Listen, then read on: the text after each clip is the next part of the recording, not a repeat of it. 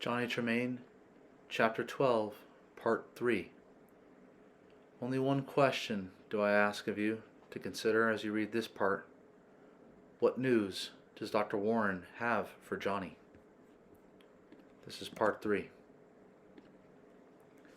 So late in the afternoon of the gentle April day, Johnny came down upon Lexington Green. The smashed meeting house, with its tiny wooden belfry, was before him. Buckman Tavern was to his right.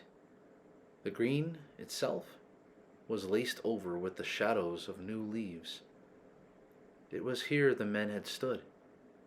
Here upon this green they had formed a thin, pathetic line, a handful of farmers, to resist the march of 700 British regulars.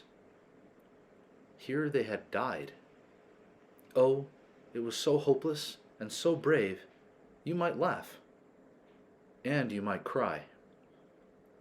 The inside of Johnny's nose began to prick, and he brushed his arm across his face. But it was his duty to find Dr. Warren, not to stand gawking at the little battlefield.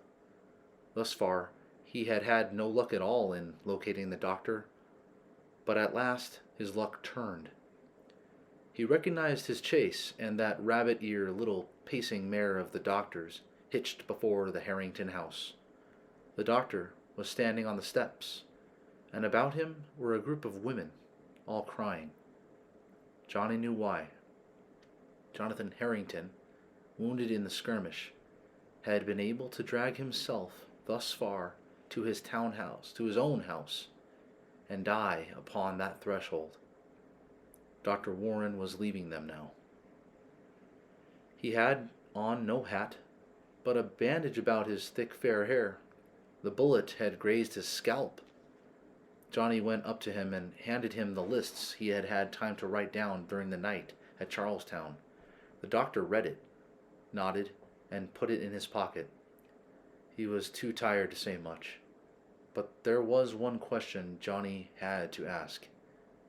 Dr. Warren, when the Lexington men stood here, and the British over there, and fired at them, I know the names of those who were killed.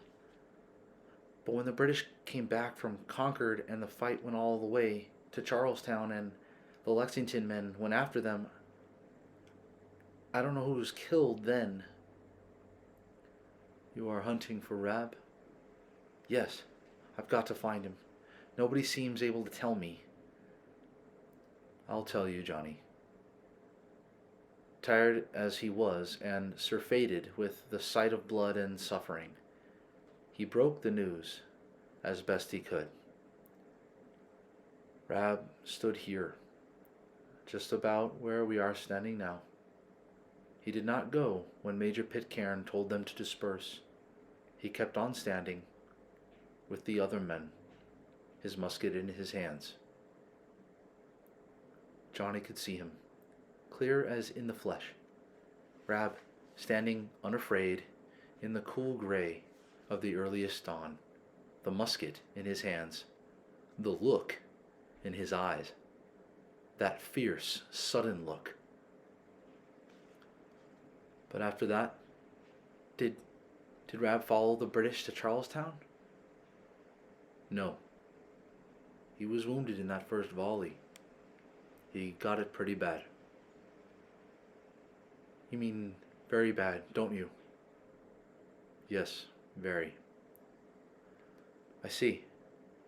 But Johnny saw nothing. The fresh spring world turned black before him. But even in this darkness, he could still see Rab, chin up, shoulders squared, not afraid. Where? He asked. He was carried to Buckman's Tavern. I saw him yesterday. I was about to go there now, but don't expect too much. No. Rab played a man's part. Look that you do the same. I will. He knew the doctor meant he wasn't to cry or take on. He'd got to take it quietly.